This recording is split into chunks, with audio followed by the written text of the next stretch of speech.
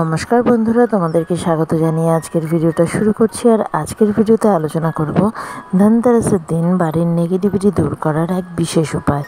এই দিন বাড়ি থেকে সমস্ত রকম নেগেটিভ এনার্জি দূর করে বাড়িতে পজিটিভিটি আনার জন্য একটি সহজ উপাচার করবে।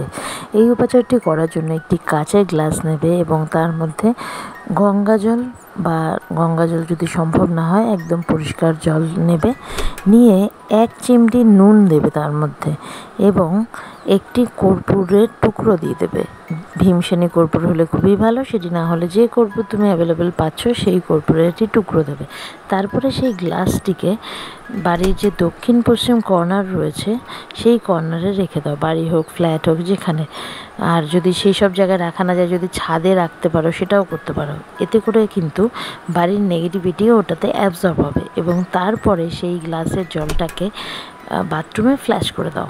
এই করে কিন্তু বাড়ির যে নেগেটিভ এনার্জি বা নেগেটিভিটি যেগুলো তোমাদেরকে খুব কষ্ট দিচ্ছে সেই নেগেটিভিটি কিন্তু দূর হবে।